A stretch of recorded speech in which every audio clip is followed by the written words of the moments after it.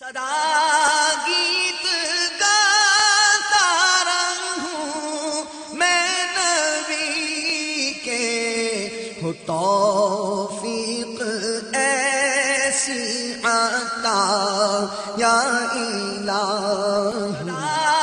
गीत गाता रहूं मैं नबी के, हो तौफीक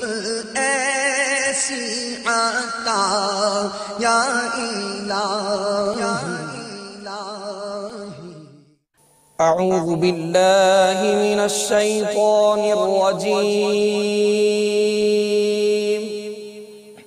بسم الله الرحمن الرحيم.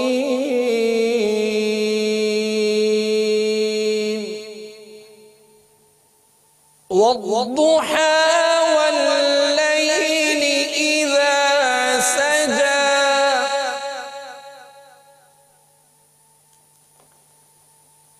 ما ودعك ربك وما قلى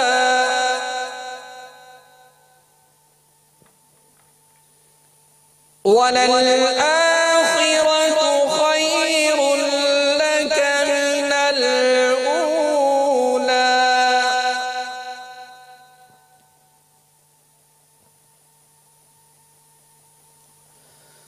والضحى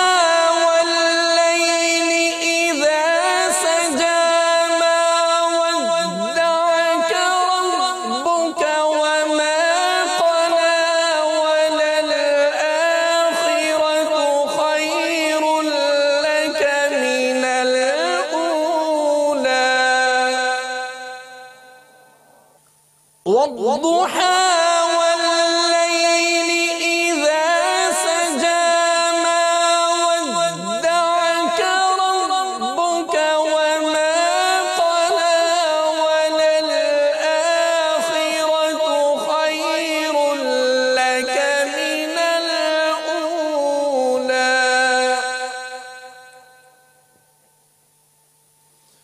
ولسوف يعطيك ربك فترضى ألم يجدك يتيما فآوى ووجدك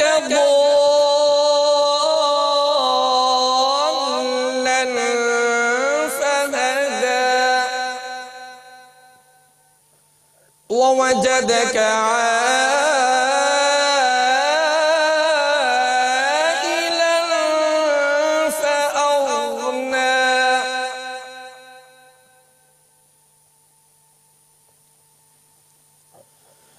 فأما اليتيم فلا تقهر وأما السائل فلا تنهر فأما اليتيم فلا تقهر وأما السائل فلا تنهر وأما بنعمة ربك فحدث وأما بنعمة ربك فحدث آمنت بالله صدق الله العظيم.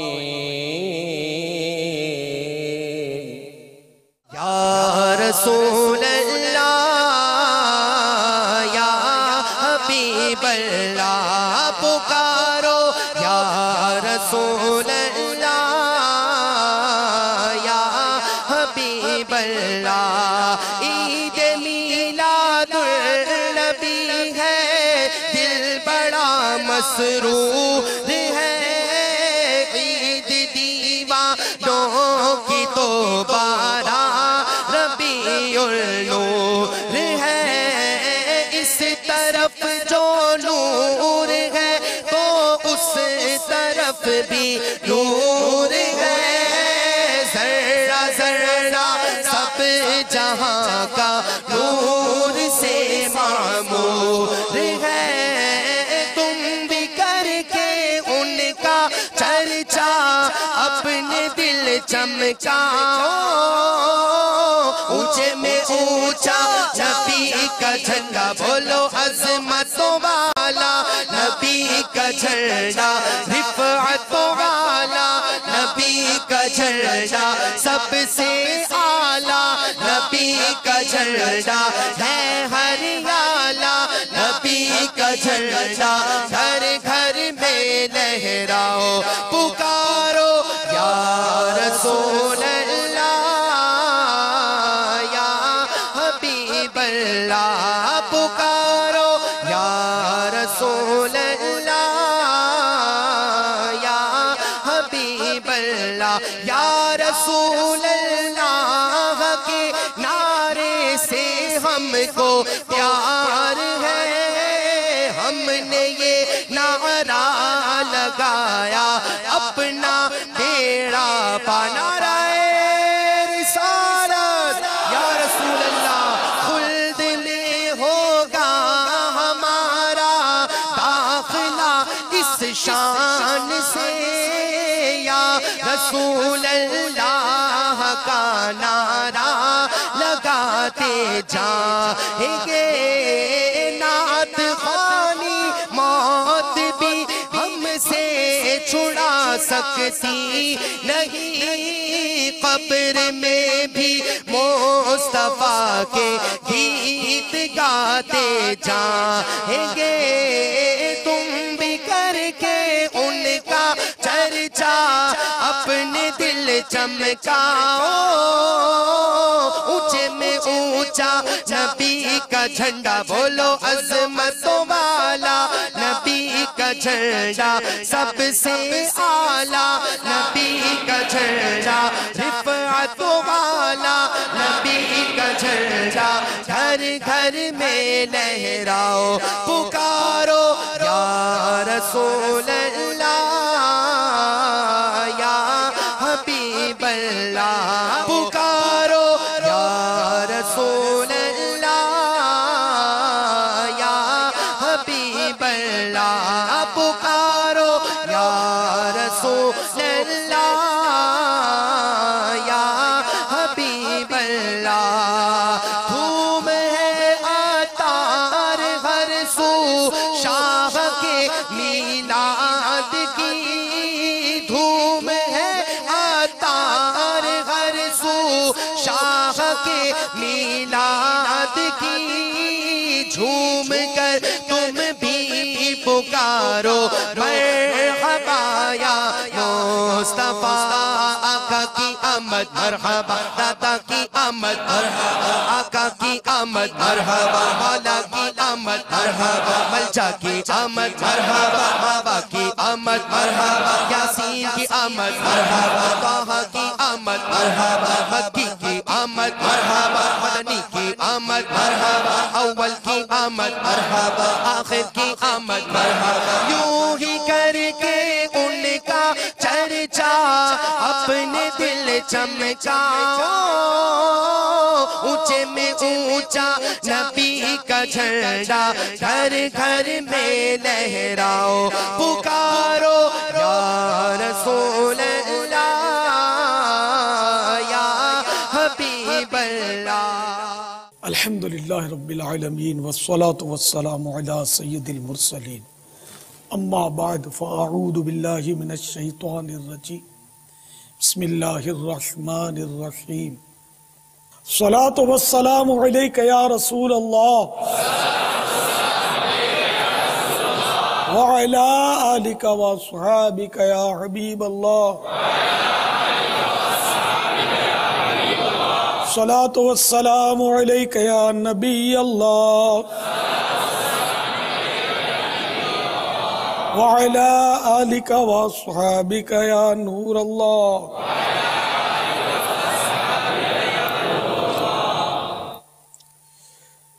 فرمان مصطفیٰ صلی اللہ تعالی علیہ وآلہ وسلم، جس نے مجھ پر ایک بار درود پاک پڑھا اللہ عز و جل اس پر 10 رحمتیں بھیجتا ہے۔ اب درود شریف کے لیے میں اعلان کروں گا، اس سے پہلے نیت بتا دوں اس کی۔ اللہ اور رسول کے حکم کی پیروی کرتے ہوئے درود پڑھوں گا۔ صلو علی الحبیب صلی اللہ تعالی علی محمد۔ الحمدللہ 1433 ہجری کہ ربیع النور کی آج چاند رات ہے، اور انشاءاللہ عز و جل مسلسل 12 راتیں مدنی مذاکرے کا سلسلہ رہے گا انشاءاللہ عز و جل، اور پھر 12ویں رات تو نور کے برسات ہوگی انشاءاللہ، اور ساری رات انشاءاللہ اجتماع ذکر و نعت اور اجتماع میلاد جو ہے وہ یہاں سجے گا۔ کیا یہاں سجے گا؟ دنیا بھر میں سجے گا انشاءاللہ۔ السلام علیکم۔ وعلیکم السلام ورحمۃ اللہ وبرکاتہ۔ امیر اہل سنت مولانا الیاس قادری صاحب سے میرا یہ سوال ہے کہ جشن عید میلاد النبی منانے کے لیے کیا کیا نیت ہونی چاہیے؟ پورا وہ نیتوں کی تو پوری لسٹ آپ کو دی ہوئی ہے نا، یہ صبح بہارا میں، صبح بہارا رسالہ مکتبۃ المدینہ کا مطبوعہ جو تقریباً 36 صفحات پر مشتمل ہے، ان میں الحمدللہ صفحہ 32 سے نیت شروع ہو رہی ہیں۔ جشن میلاد النبی مرحبا کے 18 حروف کی نسبت سے جشن ولادت منانے کے 18 نیتیں، مگر 18 میں حصر نہیں ہے، اور زیادہ بھی ہو سکتی ہے کرنے والا ہو تو، اور اپنے حسب حال کرنی ہوتی۔ کئی نیتیں اس میں ایسی ہوں گی جو خود وہ نہیں کر پائے گا نیت، کیونکہ اس پر وہاں عمل ممکن نہیں ہوگا۔ تو مثلا یہ کہ پہلی نیت یہ لکھی اس میں حکم قرآنی وَأَمَّا بِنِعْمَةِ رَبِّكَ فَحَدِّثْ، اور اپنے رب کی نعمت کا خوب چرچا کرو، پر عمل کرتے ہوئے اللہ عز و جل کی سب سے بڑی نعمت کا چرچا کروں گا، اور انشاءاللہ کروں گا اور کر بھی رہا ہوں انشاءاللہ، ہے نا۔ نیتیں بھی کرتے جاتے ہیں ساتھ میں، جو حسب حال اپنے حال کے مطابق ہو۔ نمبر 2، رضا الہی پانے کے لیے جشن ولادت کی خوشی میں چراغاں کروں گا۔ چراغاں سے مراد یہ شمع یا مٹی کا دیا نہیں جو آج کل مدنی چینل پر دکھایا جاتا ہے، یہی چراغاں نہیں ہے، یہ تو خوبصورتی کے لیے دکھایا جاتا ہے، لیکن اب تو اس کا الٹرنیٹ موجود ہے ہمارے پاس، ایک سے ایک لائٹیں ہیں، تو یہ لائٹنگ کرنا، چراغاں مانے روشنی کرنا۔ جبرائیل امین علیہ السلام نے شب ولادت جو 3 جھنڈے گاڑے تھے، ایک مسجد اقصی پر، ایک کعبے کی چھت پر، ایک مسجد اقصی بیت المقدس، اور ایک بی بی آمینہ کے گھر پر 3 جھنڈے گاڑے تھے۔ اس کی پیروی میں جھنڈے لہراؤں گا۔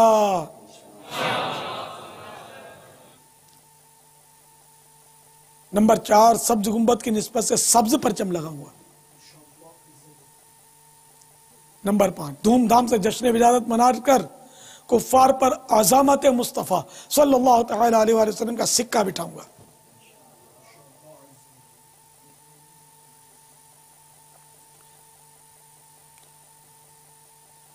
گھر گھر چراغاں اور سبز جھنڈے دیکھ کر کفار یقیناً حیران ہوتے ہوں گے کہ مسلمانوں کو اپنے نبی کی ولادت سے والہانہ پیار ہے۔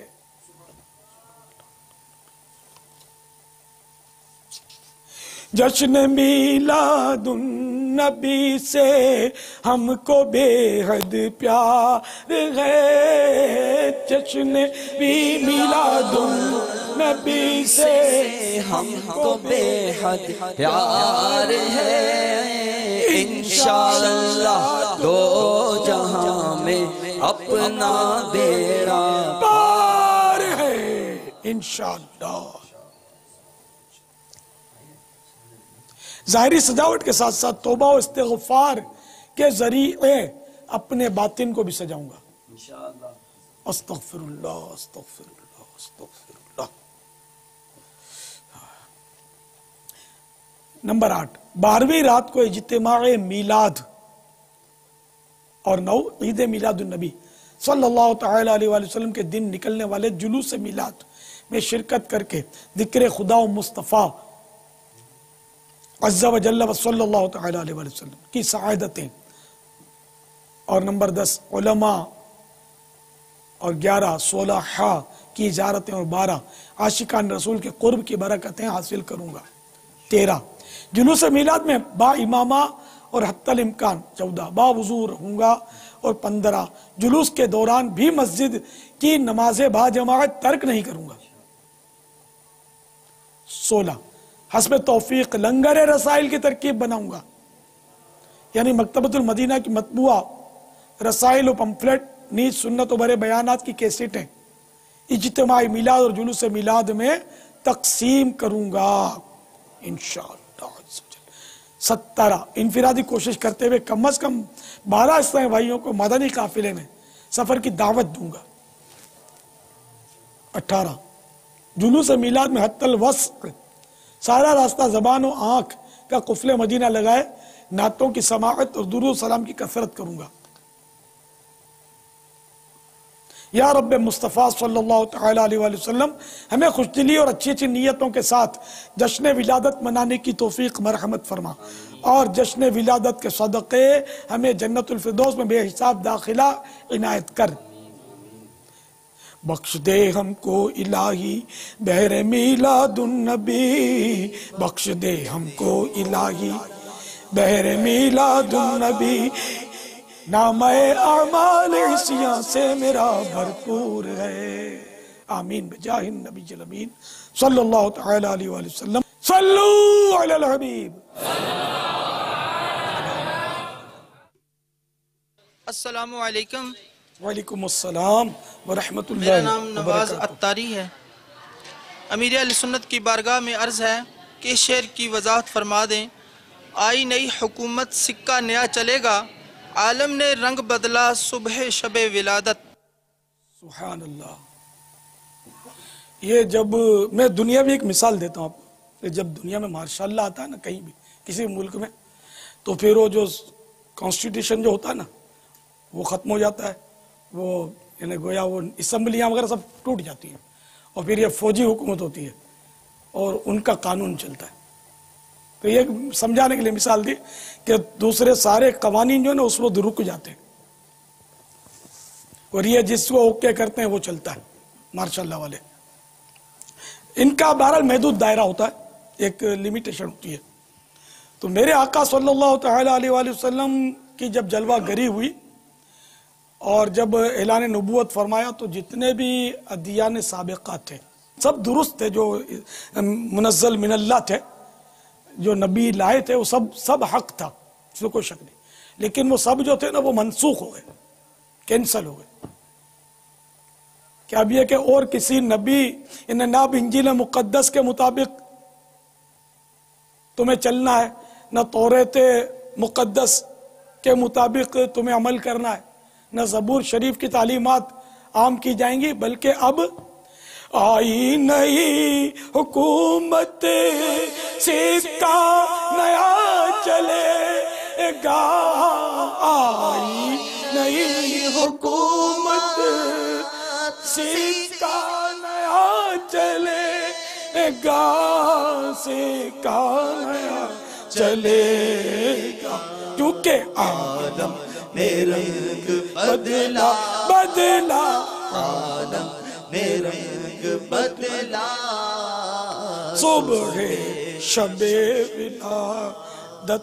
تو ساری حکومتیں انبیاء کرام کی برحق، لیکن وہ اپنے اپنے وقت میں اپنے اپنے مقام پر، کوئی کسی خطے کا نبی، کوئی کسی دیس کا، کوئی کسی بستی کا نبی، اور جب میرے آقا صلی اللہ علیہ وسلم آئے تو یہ کل عالم کے نبی ہیں۔ دو عالم میں چلتا ہے سکہ تمہارا، دو عالم میں چلتا ہے سکہ تمہارا، دو عالم میں چلتا ہے سکہ تمہارا، ہمیں ایک نہیں رضا خار مدینہ، ہمیں ایک نہیں رضا خار مدینہ۔ تو بہرحال یہ کہ نئی حکومت ان معنوں کر آئی کہ میرے آقا صلی اللہ علیہ وسلم جب تشریف لائے تو دوسری جو نبوتیں جو تھی، اگرچہ نبی کو تو نبوت کو سوال لگتا ہی نہیں ہے، لیکن ان کی تعلیمات تھی، اب ان پر عمل نہیں بلکہ تعلیمات مصطفیٰ پر عمل کیا جائے گا صلی اللہ تعالی علیہ وسلم. یہ ہے نئی حکومت. اس میں کسی نبی کی معاذ اللہ توہین نہیں، کسی کتاب کی توہین نہیں. ہمیں سب پر ایمان لانا ضروری ہے کہ جو نبی آیا وہ حق، اور جو لایا وہ بھی حق حق حق. مگر آئی نئی حکومت سکہ نیا چلے گا، عالم نے رنگ بدلا صبح شب ولادت واللہ تعالی اعلم. باپا یہ صبح شب ولادت یہ کیا ہے؟ صبح بھی ہے اس میں، شب بھی ہے. اصل جب میرے آقا میٹھے میٹھے مصطفیٰ صلی اللہ علیہ وسلم دنیا میں تشریف لائے نا، تو آپ نے شب کو بھی نوازا اور صبح کو بھی نوازا. جب ولادت باسعادت ہوئی تو رات جا رہی تھی اور دن آ رہا تھا. یہ دونوں کا ایک سنگم تھا. اس میں میرے نبی برحق صلی اللہ علیہ وسلم جلوہ گر ہوئے تھے.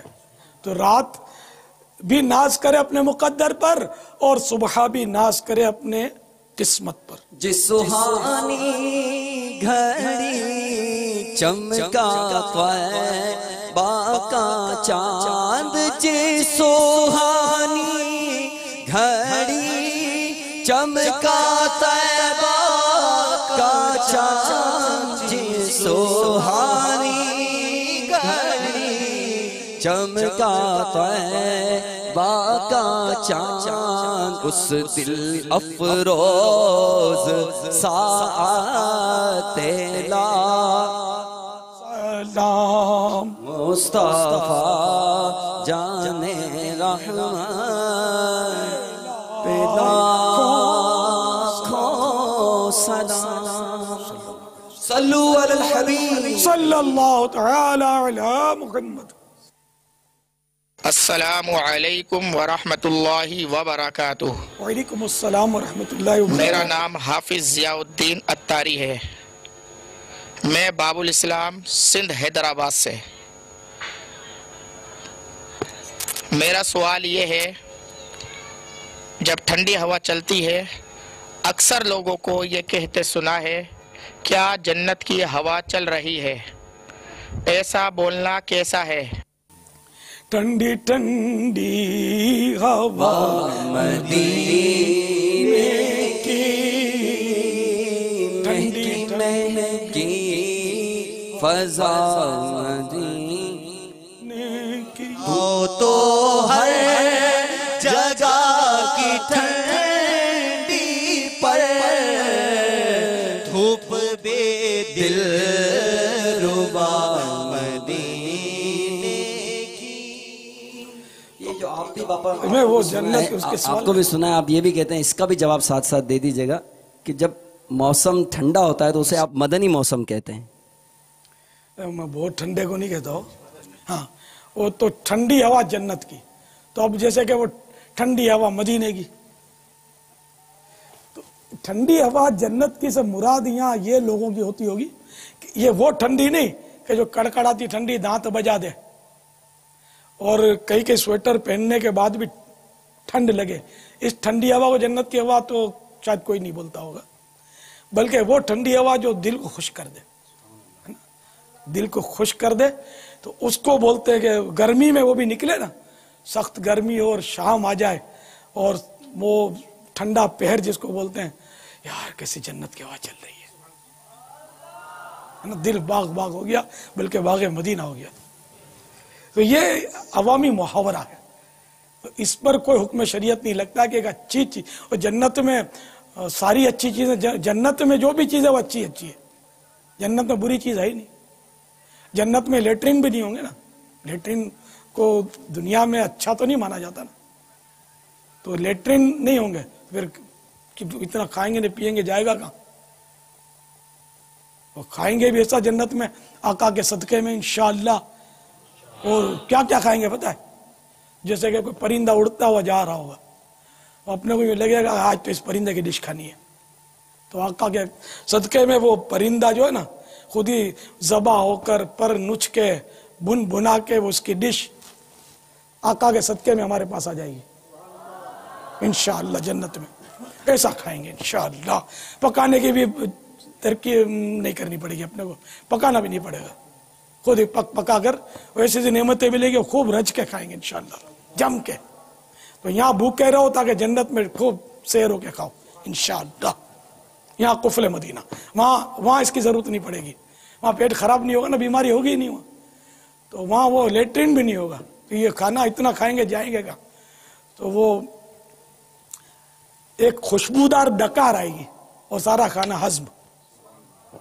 और डकार यहाँ दुनिया में भी आती है, ये नापसंदीदा है, दुनिया की डकार नापसंदीदा है, तो वहाँ की डकार भी खुशबूदार।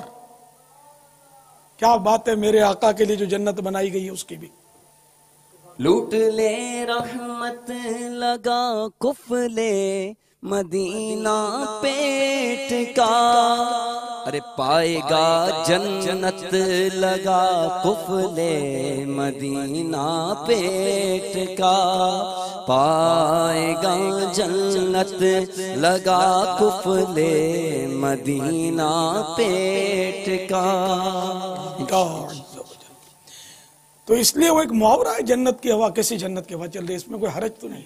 अच्छा, अलबत्ता ये जो सख्त सर्दी है ना, इसमें एक याद है मगर जहन्नम की, क्योंकि जहन्नम के 7 तबके, जहन्नम में 7 तबके हैं।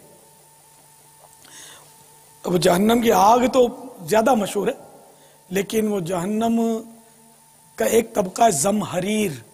ज़महरीर छोटी हा जो मदीना लिखने के बाद जो आखिर में हा आती है, ज़महरीर।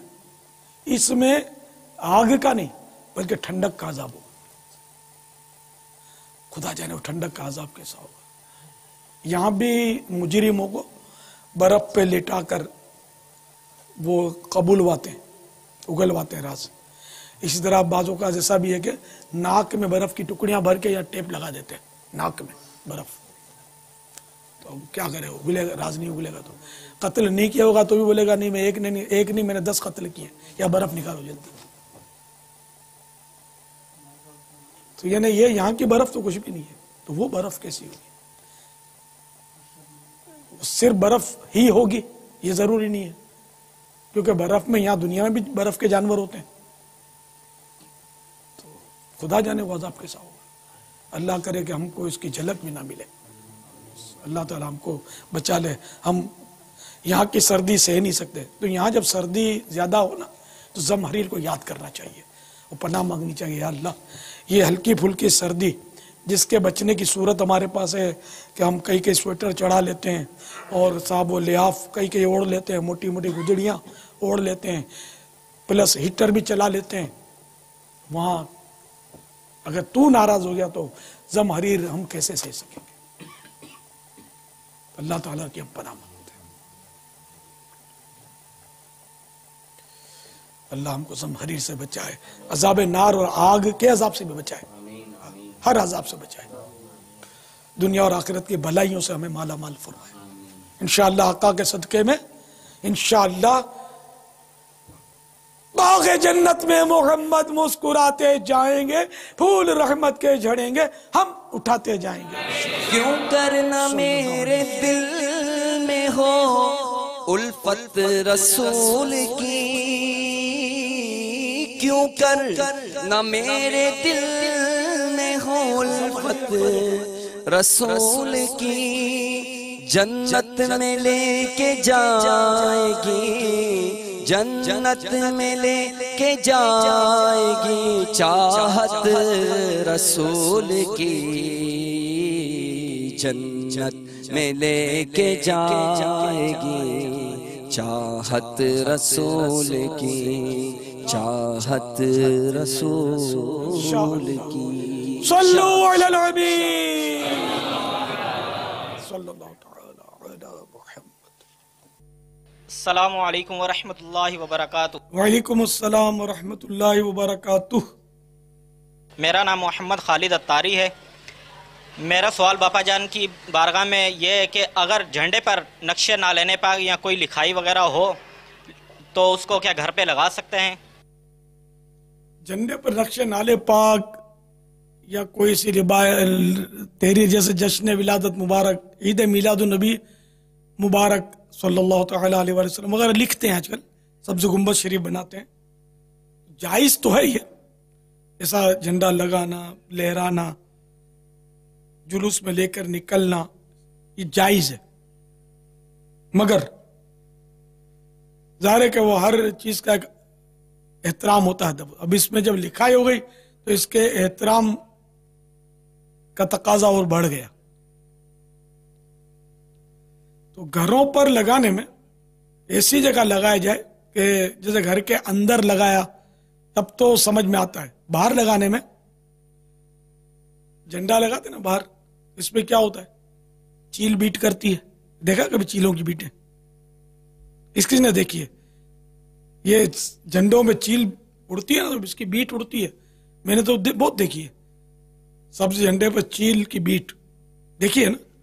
اب اس پہ گنبد خضرا بنا ہوا ہو، نالے پاک بنا ہوا ہو، عید میلاد النبی صلی اللہ علیہ وسلم لکھا ہوا ہو، اور نعوذ باللہ یہ چیز آپ دیکھیں تو کیا آپ کو مزہ آئے گا؟ اور اتنے میں سمجھ جاؤ کہ کیا کرنا چاہیے آپ کو۔ میں برسوں ہو گئے، پہلے میں نے بھی نالے پاک کے جھنڈے لگائے ہیں، اور پھر میرا ذہن بنا، میں تو پریشان ہو گیا، یار یہ کیا، یہ مطلب مسائل، پھر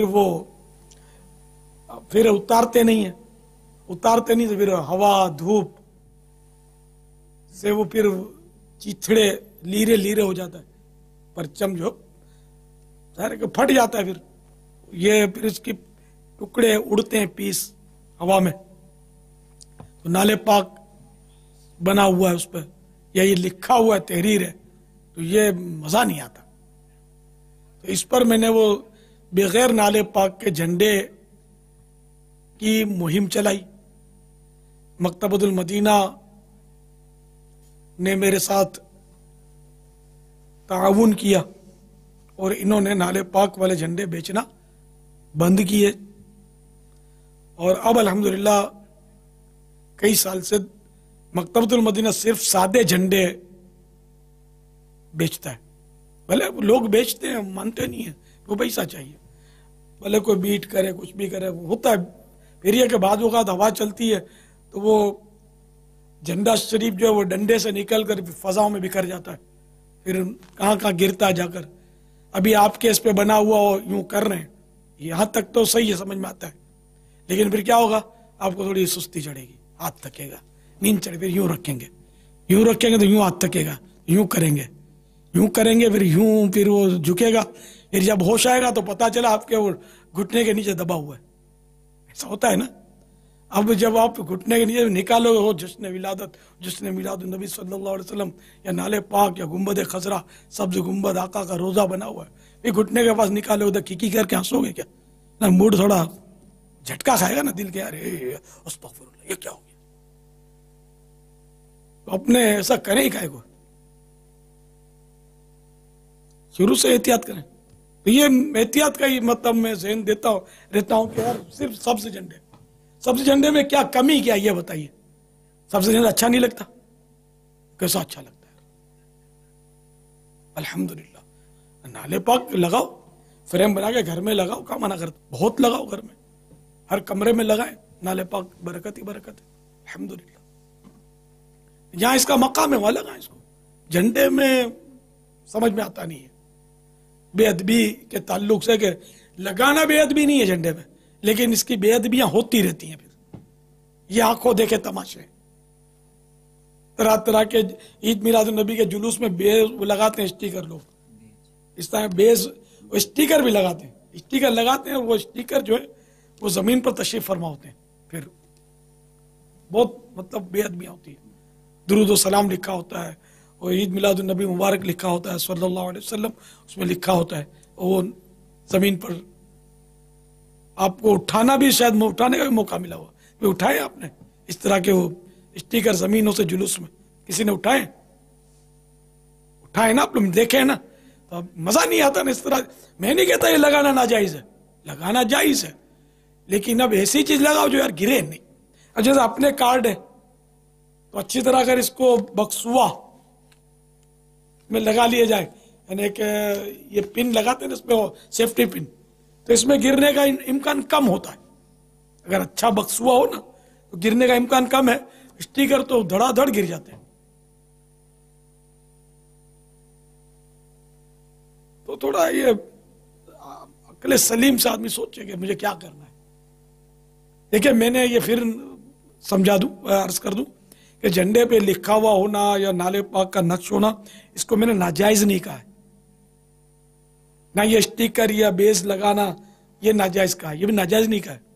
मैं वो कहता हूं कि मतलब जिसमें ज्यादा से ज्यादा हमारा एहतराम बरकरार रहे। भाई इस मौके पर फिर हमारी रहनुमाई इस हवाले से भी कर दीजिए कि जाए नमाज जो अमूमी तौर पर घरों पर काबतुल्लाह मुशर्रफा और मदीना तैयबा का सूरत होती है और इस पर हम खड़ो के नमाज की सूरतें बनाते हैं, इस पर हमारी रहनुमाई का सामान फरमा दीजिए। ये मैं तो आज से नहीं, शायद दावत इस्लामी के पहले से इससे बितका हुआ हूँ। हाँ, दावत इस्लामी के पहले से बिल्कुल मेरा जहन बनता ही नहीं है। मगर काबा शरीफ और गुंबद खजरा की तस्वीर हम यार वो लगाते हैं फ्रेम उसकी, उसको चूमते हैं, चाटते हैं, और फिर यही मुसल्ले पर जब बना हुआ होता है यूं लपेटते और यूं करके यूं फेंक देते। मुसल्ले फेंकते भी देखे होंगे, फेंकते यूं, फिर इस पे घुटने डाल के सज्जा करते, घुटना रखकर, कभी चढ़ भी जाते होंगे इस पर, खड़े भी हो जाते होंगे पाँव लेकर। मेरी समझ में आता नहीं। मैं फिर भी नाजायज नहीं कहता, क्योंकि इस पे उर्फ है और बड़े बड़े उलमा इसमें मुब्तला है और मसाजिद में बिछाए जाते हैं, इसलिए कहीं मेरा डंका बज जाएगा, कहीं उल्टा डंका बजेगा। तो मैं तो अदब की बात करता हूं। हम इश्क के बंदे हैं, क्यों बात बढ़ाई है। झंडा ये जायज है, लेकिन ये जहन देना नहीं चाहता कि ये लगाओ, क्योंकि फिर इसकी बेअदबियों से बचना करीब करीब नामुमकिन है। बच्चों के हाथ में पकड़ा देते हैं, बच्चा अभी यूं कर रहा है, यूं उठा के यूं करेगा, आप अच्छे लगोगे क्या? नाक कटेगी जड़ से, उठा के जब फेंकेगा तो। आपको क्या है, आपको पता भी नहीं चलता आपको ये बच्चे ने क्या। कलेजा फट जाना चाहिए यार कि आका के नाम को यूं उठा के फेंक दे यार, बच्चा हो या बड़ा हो। थर्मोस और प्याले वगैरह उन पर भी बनाए हुए होते हैं इस तरह। वहाँ पे वहाँ हरमैन शरीफ में तो देखा कि वो बाज़ ममालिक के लोग आए हुए थे तो उन्होंने कपड़े पहने हुए थे, उन कपड़ों पर काबतुल्लाह शरीफ की तस्वीर बनाई हुई थी। जगह यानी चेक वाले थे और चेक के अंदर हर जगह पर काबतुल्लाह शरीफ की तस्वीर बनाई हुई थी उन्होंने। हाय हाय, आप कहाँ की बात कर रहे हो? मक्के मदीने की बात कर रहे हो। मक्का मदीना तो मेरे सर का ताज है। मैंने तो मक्के मदीने में वो सीन देखा है कि मैं जिंदगी भर ज़ाहिर मैं भूल ही नहीं सकता उसको। मैंने एक माचिस की डिबिया माज़अल्लाह पाँव में कुचली हुई उठाई ज़मीन से, जो मुझे नजर आई, यकीन माने उस पर ला इलाहा इल्लल्लाह लिखा हुआ था। उस पर अरब शरीफ का झंडा बना हुआ था और उस पर लिखा हुआ था ला इलाहा इल्लल्लाह। मदीने शरीफ की गटर के ढक्कन मैंने अपनी आंखों से देखे, जिस पे मजारिल मदीना बड़े खूबसूरत खत्ताती के साथ लिखा हुआ था। एक बार मैं जब सन 80 की बात कर रहा हूं, एक बहिश्ती गली होती थी मस्जिद नबवी ये शरीफ अला साहिब सलात वस्सलाम से बाहर में निकला। ये मेरा एक नाकाबिल फरामोश वाकया है।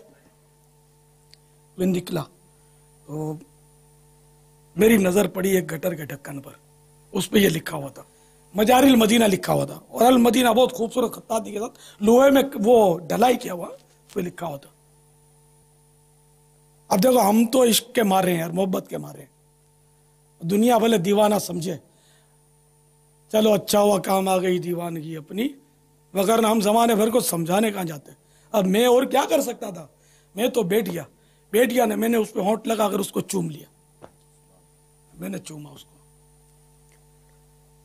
छीछी कोई ना करे, हाँ, क्योंकि वो उसके ऊपर कोई नजासत लगी भी नहीं थी।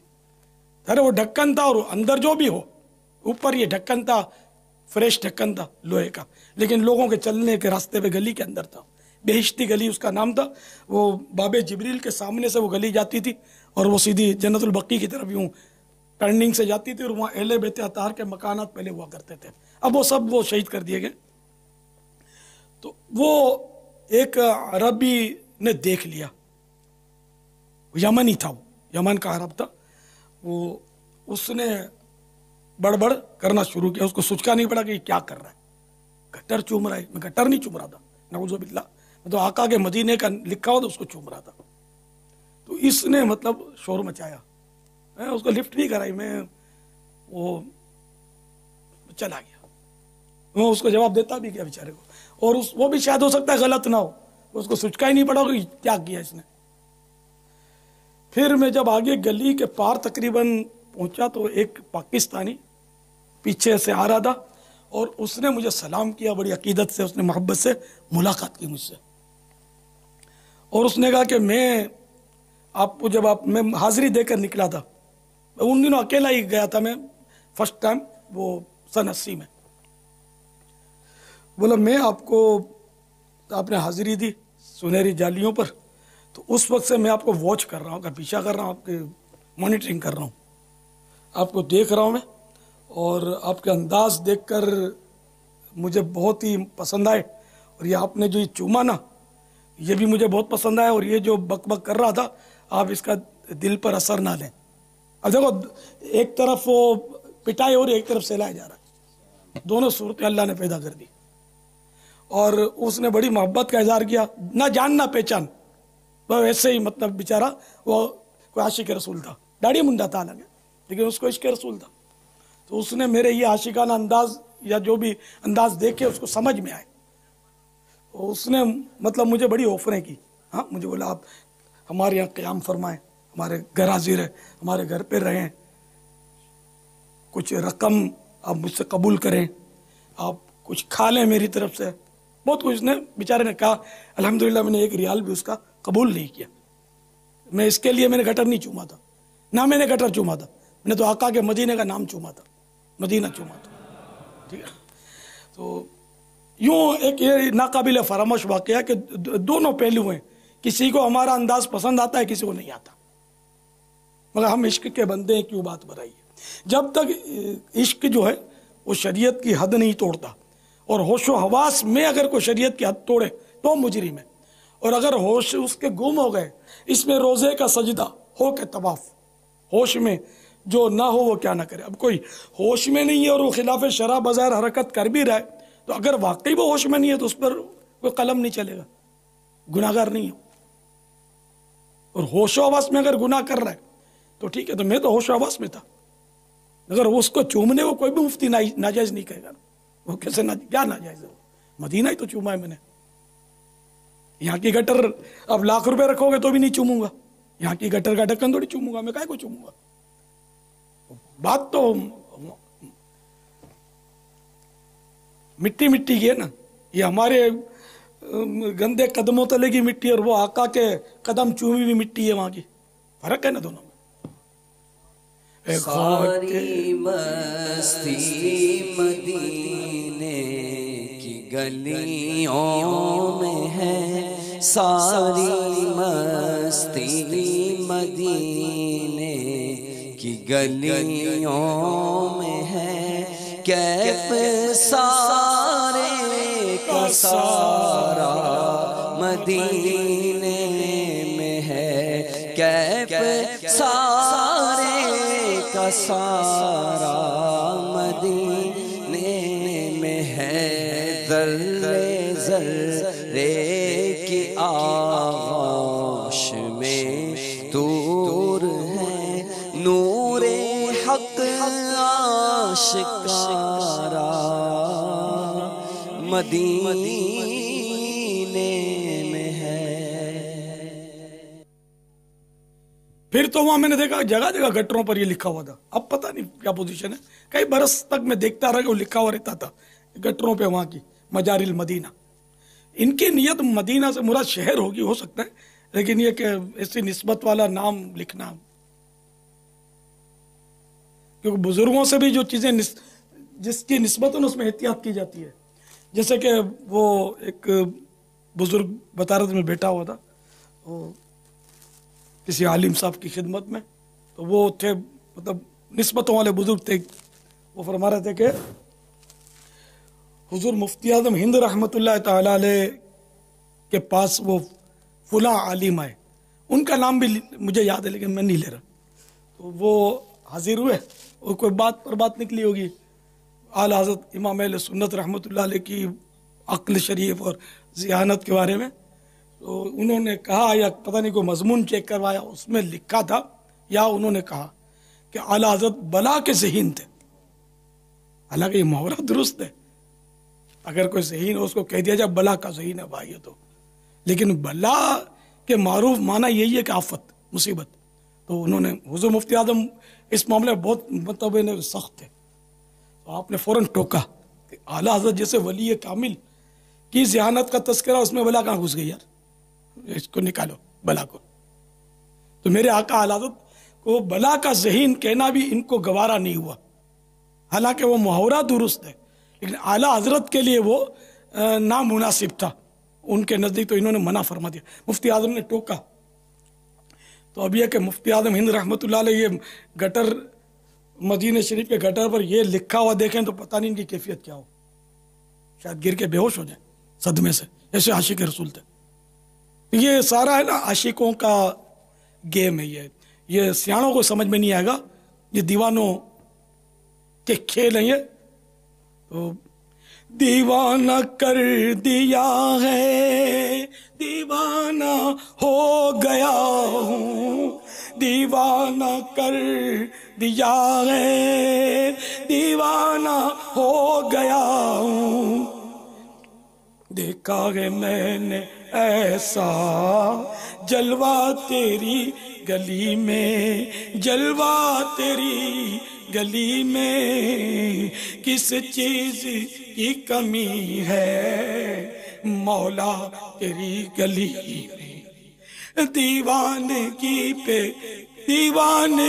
پہ میری ہنستے ہیں عقل والے، دیوانگی پہ میری ہنستے ہیں عقل والے، رستہ تیری گلی کا پوچھا تیری گلی میں، پوچھا تیری گلی میں، کس چیز کی کمی ہے مولا تیری گلی میں، مولا تیری گلی میں۔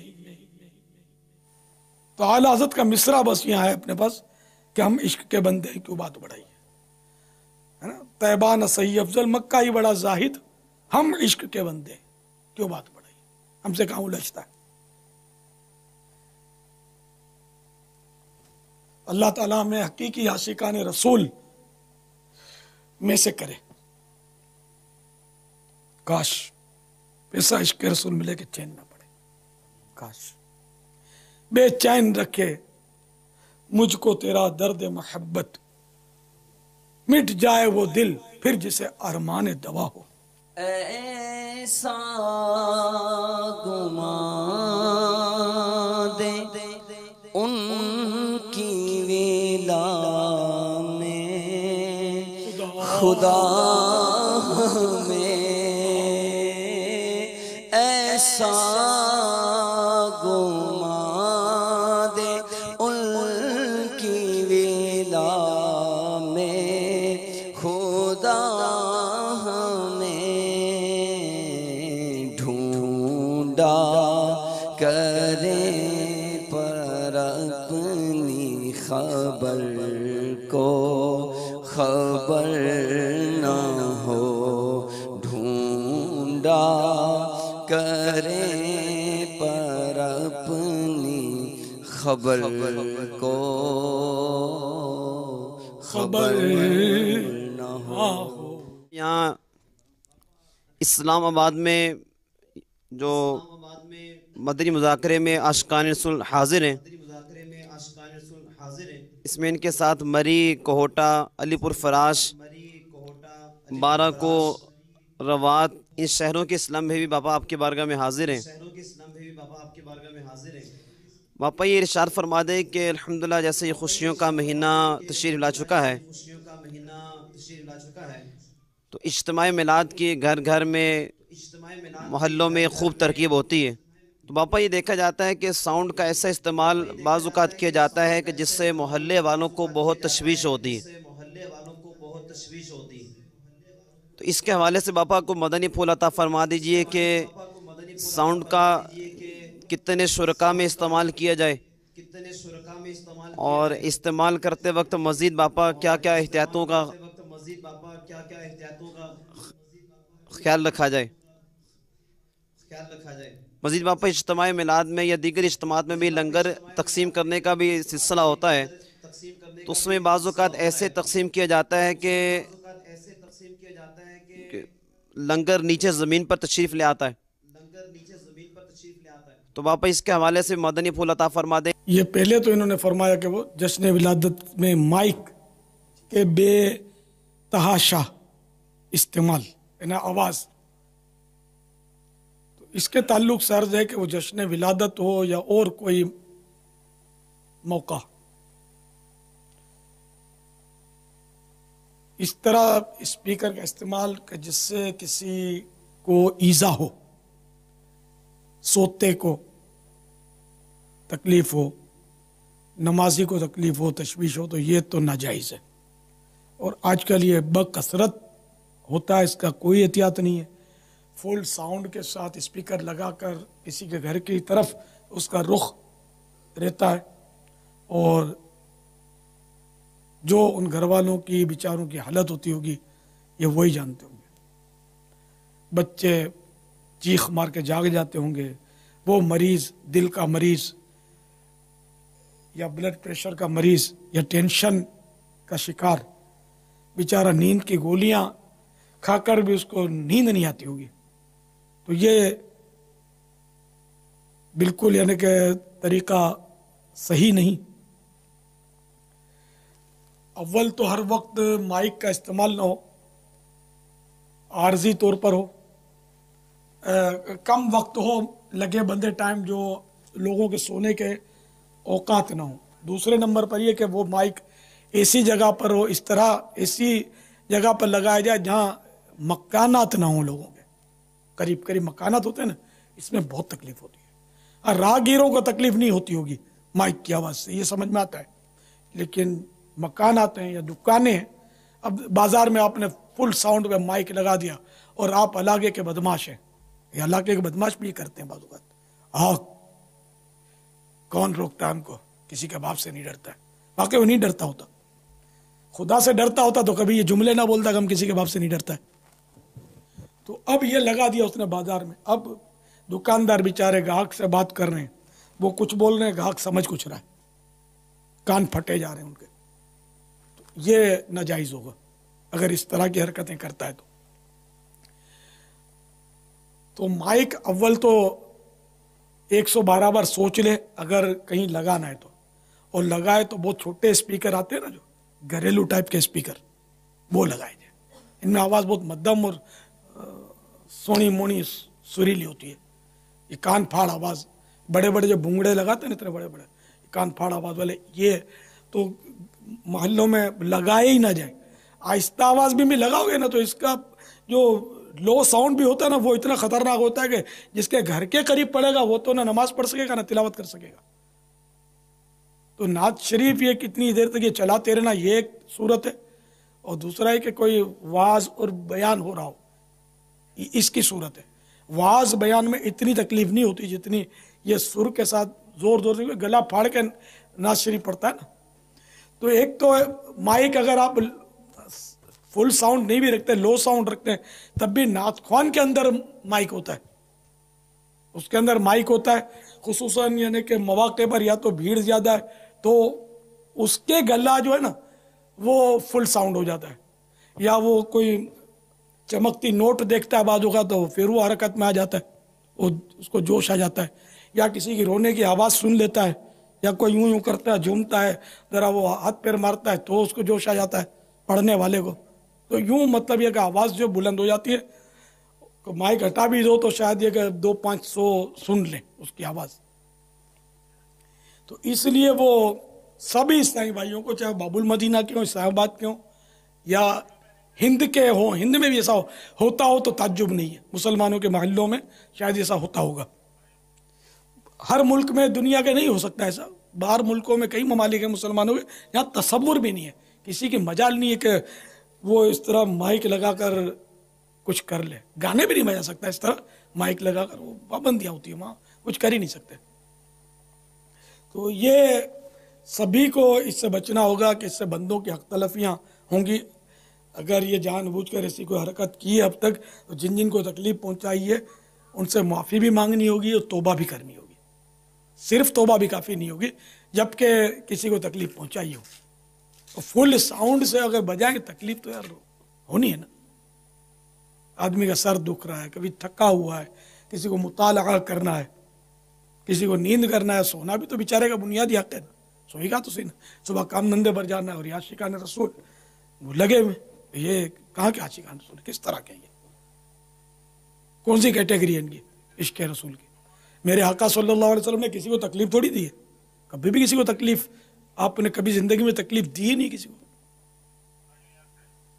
ویسے ایذاء مسلم جو حرام ہے، اس فعل سے نبی تو معصوم ہوتا ہے. تو اس لیے مہربانی کر کے تمام عاشقان رسول یہ بات گرے سے باندھ لیں کہ گلیوں میں، محلوں میں مائک پر وہ کیسٹیں نعتوں کی لگانی نہیں ہے. آپ بولو سارا محلہ خوش ہے، ٹھیک ہے، سارا محلہ خوش ہے. یہ 92 برس کی جو بڑی بی ہیں، ان کو پوچھا تھا کہ آپ خوش ہیں؟ جن کو نیند اڑی رہتی ہے، آنکھیں سرخ ہوئی ہیں، بیچاری کا سر پھٹ رہا ہے، بیٹا کہہ رہا ہے کہ بجاؤ، بلکہ بیٹا چندہ بھی دیتا ہے کہ بجاؤ. یہ بڑی بی کا کیا بنے گا؟ چلو بڑی بی کو بھی آپ نے پوچھ لیا، اس نے بھی گھبرا کے بیٹے سے ہاں بول دی. تو مدنی منا جو وہ پنگوڑے میں جھول رہا ہے، وہ چیخ مار کے جاگ کر اٹھ کر بیٹھ جاتا ہے. اس سے اجازت لینے کی کیا صورت بنے گی؟ جیسے اس کی امی نے اجازت دی ہے. اس کی امی آپ کے شر سے بچتے ہوئے بیچاری نے ڈر گئی ہوگی تو اجازت دے دی ہوگی. امی کیسے اجازت دے گی جب بچہ چیخ رہا ہے، رو رہا ہے؟ ایک عیسائی بھائی نے مجھے قصہ بتایا اپنا کہ ہم وہ میگا فون لے کر وہ صدائے مدینہ لگا رہے تھے، تو ایک آدمی وہ نکلا ہوگا اور اس نے ہم کو ریکویسٹ کی کہ آپ ہمارے مطلب میں ہم کو تکلیف ہوتی ہے، بچہ جاگ جاتا ہے، آپ مہربانی کر کے ادھر میگا فون پر صدائے مدینہ نہ لگائیں. ہماری سمجھ میں نہیں ہے. ہمارے یہاں تو یہ ہوتا ہے نا کہ ذرا کوئی بول دے تو یہ ہے، یہ وہ ہے. جیسے ہمارے نادان دوست لگاتے ہیں دعوت اسلامی کے جلوسوں میں بھی گھس جاتے ہیں، یہ بھی سن لے، وہ بھی سن لے، ذرا دھیرے دھیرے، ذرا دھیمے دھیمے. یہ کیا یار، وہ مطلب اب خامخواہ کے فضول نعرے لگاتے ہو. کام کی بات کرو نا. آقا کی آمد مرحبا، سرکار کی آمد، اور دھیرے دھیرے ذرا اونچا بولو. تو ایسا نہیں کیا کرو یار. بھلے یہاں سے بھی نعرے لگتے ہوں گے اس طرح کے، کہ یہاں بھی میرے بھائی بہت سارے ہیں جو میرا مدنی مذاکرہ سنتے ہی نہیں ہیں بیچارے، وہ مائک پر آ جاتے اپنی سورسوں کی وجہ سے. تو اس لیے مطلب یہ کہ وہ بہت سوچ سمجھ کر، پھونک پھونک کر قدم اٹھانا ہے کہ ایسا نہ ہو کہ ہم جس کو ثواب سمجھ کر رہے ہیں وہ گناہ ہو اور ہماری آخرت بالکل داؤ پر لگ جائے. اور بے باکی کہ ہم کسی کے باپ سے نہیں ڈرتے، اڑی کرنا اور اس کو ستانا، مطلب تو یہ نہ بچہ اجازت دے گا، نہ بوڑھی اجازت دے گی، نہ دل کا مریض اجازت دے گا. کس گھر میں بوڑھا بوڑھی نہیں ہوتے یار؟ اکثر ہوتے. کس گھر میں مریض نہیں ہوتے؟ کس گھر میں ایسا فرد نہیں ہوتا جس کو صبح کام کاج پر جانا ہوتا اور عاشقان رسول کہلانے والے 2 بجے تک، بلکہ فجر تک ہم نے دیکھا ہے کہ وہ نعت خوانیاں کرتے ہیں، مائک پر لگے ہوتے ہیں، لگے. عمرے کا ٹکٹ دکھا کر کے عمرے کا ٹکٹ ملے گا، آپ جیسے وہ دیوانوں کو جمع کر لیتے ہو، وہ مائک پر مارا ماری، ہڑا ہڑی، یہ مائک پر کان پھاڑا، بس کہ خبردار کو سویا ہے. تو اب یہ نبڑے ہوتے ہیں یار، یہ صبح اوندے پڑے ہوں گے بستر پر، نمازی مسجدوں کے طرف جاتے ہوں گے نماز کے لیے اور یہ جا رہے ہوں گے بستر کی طرف. ایسے بھی ہوتے ہیں بالکل. یہ سب تماشے دیکھے ہوئے ہیں، اس لیے بولتا ہوں. ایک جگہ تو میں نے یہ سین دیکھا تھا کہ وہ کوئی جمعے کے بعد نعت خوانی تھی، میں بھی اس میں حاضر تھا اتفاق سے. جیسے عصر کی اذان ہوئی نا تو وہ नात ख्वान साहिबान वो अपनी टोपियाँ सीधी करते हुए और वो बगल में किताब दाबी और वो जाने लगे, दरवाजे की तरफ भागने लगे। तो वो एक बूढ़ा काका था, को मेमन लगता था हमारा, उसकी जो गुमी है ना, उसने जो शोर किया ना, वो भी एक यादगार वाकया मेरा। ये देखो देखो देखो आशिक, ये आशिक रसूल है, देखो देखो अभी हाँ हाँ हाँ करके पढ़ रहे थे, अभी ये भाग रहे, अजान हुई तो नमाज इनके नसीब में नहीं है, भाग रहे, शोर मचा दिया। लेकिन उसकी बेचारे की बुड्ढे की कौन सुने यार, बात तो सही कर रहा था, वो सलीके की कर रहा था, लेकिन वो बस खैर मस्जिद में शोर ना मचा जाए, सॉरी मैं वापस लेता हूँ। लेकिन जो अल्फाज थे वो उसके बहरहाल के वो नमाज का बोल रहा था, वो बहुत गुस्सा आ गया था, उसको नाराज हो गया था नात खानों से। तो हर नात खान बेनमाजी नहीं होता, लेकिन वो अब नोटों वाले तो आपको पता है कि कहाँ नहीं है, वो तो एक प्रोफेशन बना लिया है बाज नात खानों ने, सब ने नहीं, बाजों ने बना लिया है। इनकी तादाद भी एक है और ठीक ठाक है, जो बेचारे वो तबर्रुक कहकर ले लेते हैं। तबर्रुक है हमारे लिए, तबर्रुक क्या है, तबर्रुक के एक माना थोड़ा सा, और तुम तो जहाँ बड़ी बड़ी नोटें मिलती है वहाँ पहुँचते हो, गरीबों के जाते हो तुम्हारी आवाज़ बैठ जाती है। मालदार खाली फ़ोन कर दे तो लब्बैक, लब्बैक नहीं बचा, यस सर, सेठ साहब हाजिर, कितने बजे, अच्छा 9:30 बजे शुरू होगी, मैं 9 बजे हाजिर हूँ।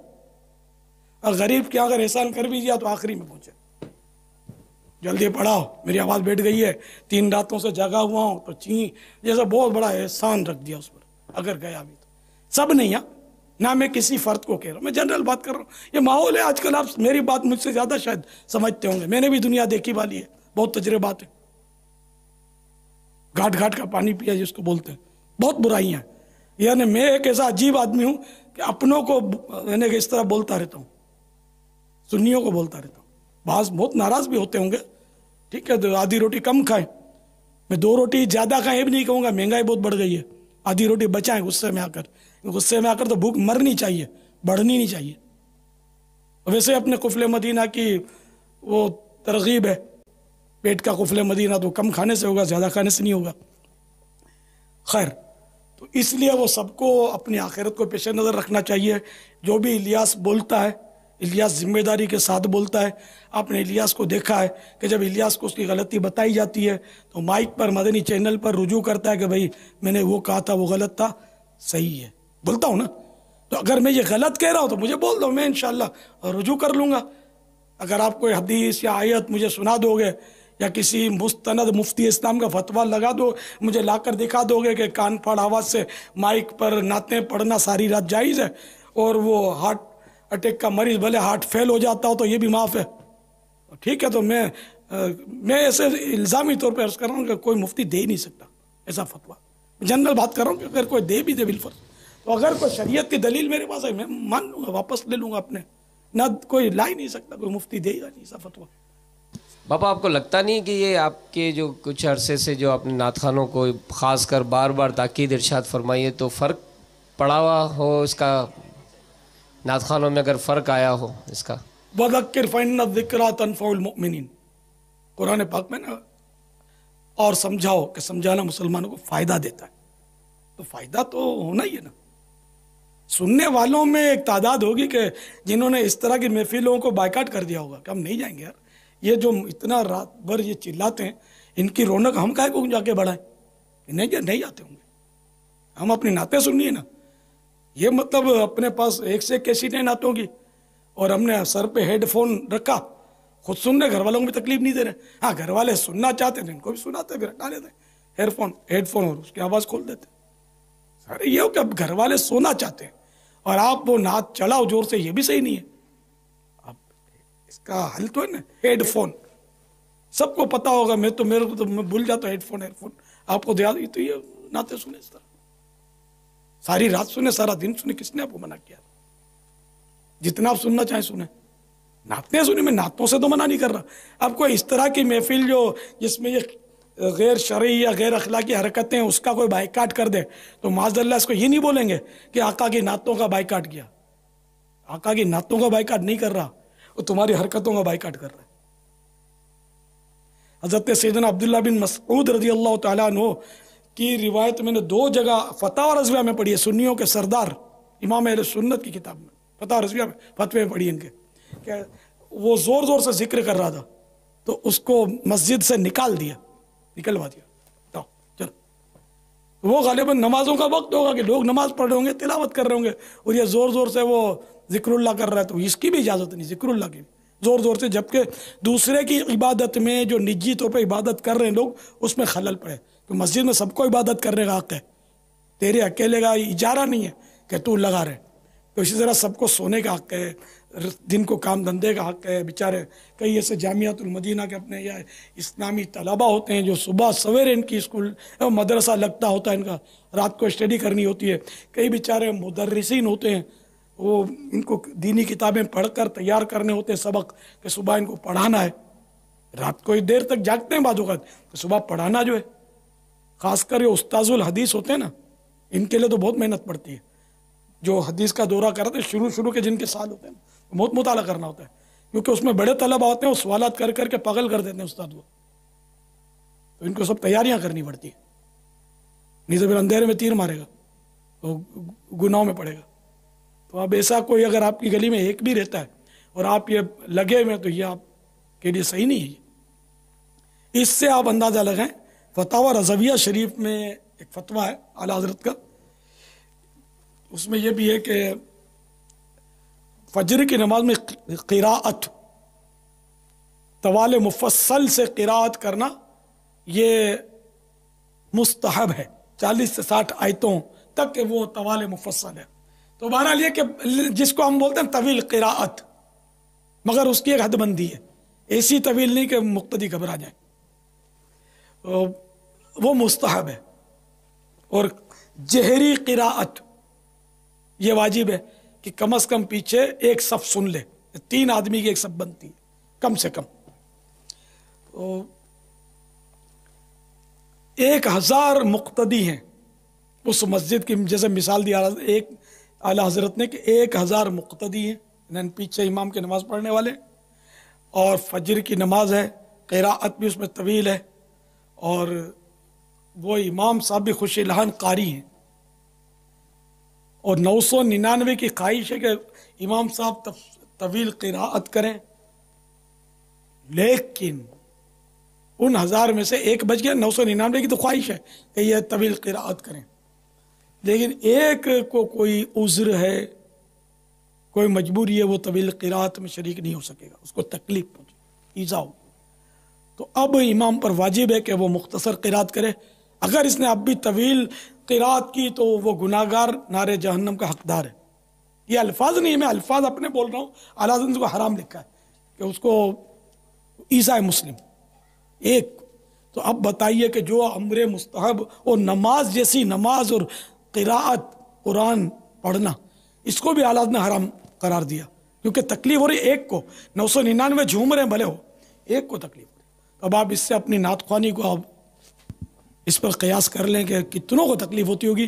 سارے روڈ بند کر دیتے ہیں, گاڑیوں کے راستے بند کر دیتے ہیں. یہ شام سے ہی داداگیر اور پیداگیر قسم کے علاقے کے لچے بدماش ہوتے ہیں, ان کو کھڑا کر دیتے ہیں, کرسیاں لگا دیتے ہیں, روڈوں پر گاڑی ہے تمہارا کر کے, اور چیخ رہے ہوتے ہیں. آپ نے میں نے سب تماشا دیکھا, آپ نے بھی دیکھے ہوں گے. یہ حساب کتاب کرتے ہیں.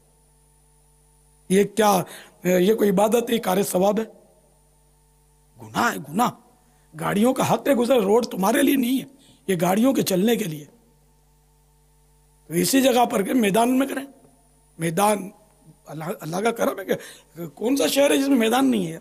میدان ہوتے ہیں, اور مطلب ایسی یا ایسے پلاٹ ہوتے ہیں کہ جس میں کسی کو تکلیف نہیں ہوتی, بڑے بڑے پلاٹ ہوتے ہیں لوگوں کے. تو ایسی جگہ پر کریں جس کا حقوق عامہ تلف نہ ہو.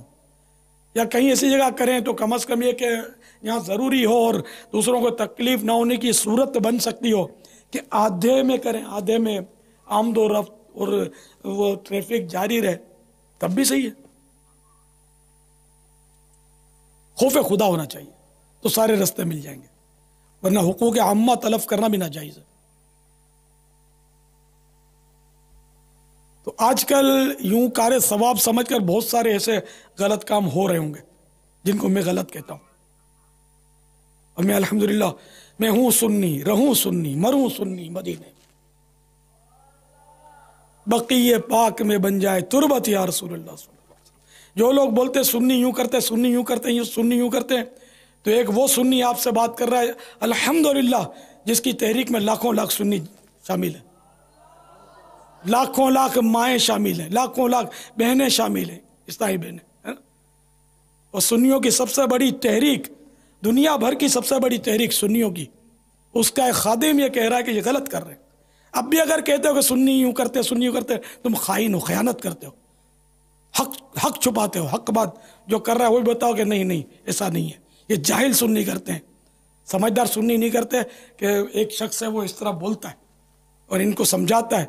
الحمدللہ اگر بالفرض کوئی ہر امام والے بھی اس طرح کرتے ہیں، وہ دعوت اسلامی کے لیبل ہے اس کے اوپر، بے شک کوئی دعوت اسلامی کا بہت بڑا ذمہ دار بھی ایسا کرتا ہے تو وہ غیر ذمہ دار ہے، وہ غلط ہے۔ جو غلط کرتا ہے غلط کرتا ہے، میں بھی کرتا ہوں تو میں بھی غلط ہے، میں جو کہہ رہا ہوں وہ صحیح ہے۔ آپ میرے بول کو دیکھیں، میرے قول کو دیکھیں، میرے حال کو نہ دیکھیں۔ یہ مت دیکھو کہ کون کہتا ہے، یہ دیکھو کہ کیا کہتا ہے۔ یہ مولا مشکل کشا کے عربی قول کا مفہوم ہے۔ یہ مت دیکھو کہ کون کہتا ہے، یہ دیکھو کہ کیا کہتا ہے۔ یہاں تھوڑا تفصیل ہے کہ مولا مشکل کشا کے قول کا ہرگز یہ بیان نہیں کہ اگر اب کوئی بد مذہب بھی اچھی بات کرتا تو اس کے سن ڈالو، نہیں، پھر فاروق اعظم کے پاس چلتے ہیں جن کو یہ مولا مشکل کشا اپنا پیشوا مانتے ہیں۔ مولا مشکل کشا غلط نہیں ہے، یہ بھی درست ہے، کیونکہ ایک کہاں کس موقع پر بولا گیا وہ درست ہوتا ہے وہ موقع، لیکن وہ فاروق اعظم رضی اللہ تعالیٰ عنہ کے پاس ایک آیا کوئی، اس کو آپ نے وہ کھانا پیش کیا، اس دوران اس کے منہ سے کوئی گمراہی کی بات نکل گئی، کھانا اٹھوا لیا، نکال دیا اس کو، نکال، بھاگ ادھر سے، گیٹ آؤٹ۔ تو یہ بھی دیکھو کہ وہ کیا کہتا ہے۔ تو اب وہ اگر بد مذہبی اور گمراہی کی بات کرتا ہے تو بھاگ ادھر سے، تو موقع کی مناسبت سے۔ تو اس کا مطلب یہ نہیں ہوا کہ بھئی اچھی بات اگر کوئی بد مذہب کہتا ہے تو اس کے وہ سنے جاؤ، تو کہاں ڈنڈی مار دے گا، تم کو اتنی صلاحیت کہاں ہے تم چیک کر سکو گے؟ تو اس لیے وہ بد مذہب جب کچھ بولے نا، دونوں کانوں میں انگلیاں ٹھونس دو۔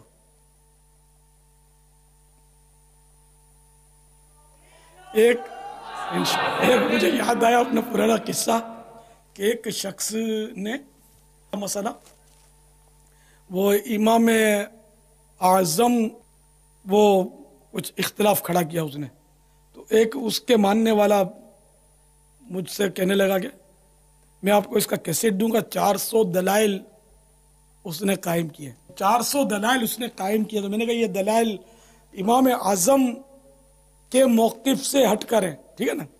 تو میں نے کہا کہ یار میں تو ہوں حنفی، میں حنفی ہوں، کیسٹ مجھے نہیں چاہیے، اور تمہارے 400 دلائل سننے سے میرے کان، میں نے انگلیاں میرے کو یاد پڑتا ڈال دی، میرے کان بہرے ہیں۔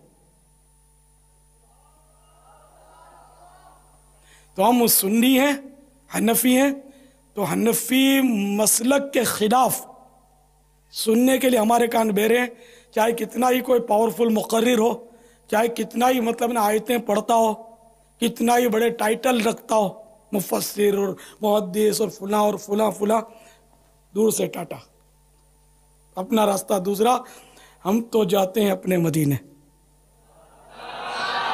اپنے یہ چاند سورج سنبھالو، ہم تو جاتے ہیں اپنے مدینے۔